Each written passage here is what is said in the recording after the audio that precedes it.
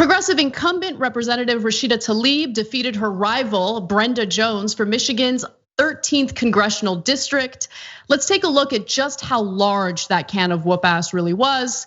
If you take a look at this chart, you can see that Rashida Tlaib did win by a giant margin, 66.1% to Brenda Jones's 33.9%. But it is kind of incredible that the narrative leading up to this congressional race from the mainstream press specifically was that Rashida Tlaib was just so vulnerable. We really need to watch out as progressives. She might get defeated. It's very likely. If you don't believe me, here are some examples of the ridiculous headlines that you were likely to come across prior to the election taking place. Squad member Tlaib may be vulnerable in tough primary. That isn't it. Here's another one. Squad member Rashida Tlaib faces strong primary challenger. Squad member Rashida Tlaib on the ropes in Michigan primary. So one of the reasons why this narrative existed was because some of the polling, actually no, the polling did not indicate that Rashida Tlaib was in trouble at all. Let's take a look at an example. 52% of respondents said they'd vote for Tlaib, while 24%, let me repeat it a third time, 24% favored Jones. The remaining 23% said they were undecided. And so this is great. It's great because it shows that progressivism is something that is favored, certainly by people in this congressional district and many others that we've been talking about on this show. And as much as the third way narrative takes a hold of how mainstream media reporters report on these candidates, doesn't really matter. They can be delusional about what the truth is, but the fact of the matter is the people want someone who's actually gonna fight for them and their best interests.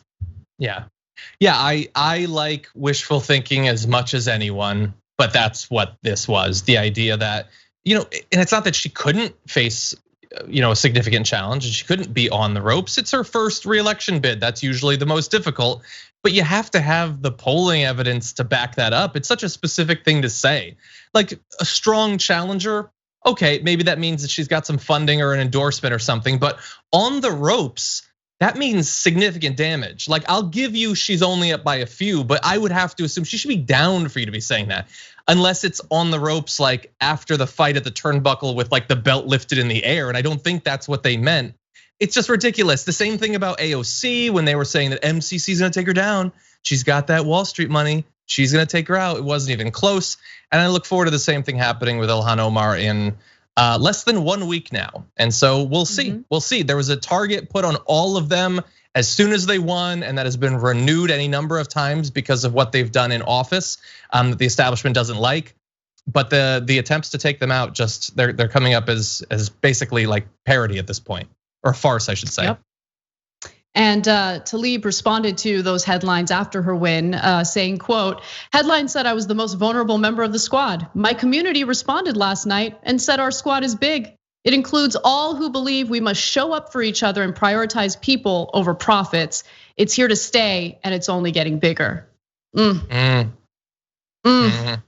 So delicious.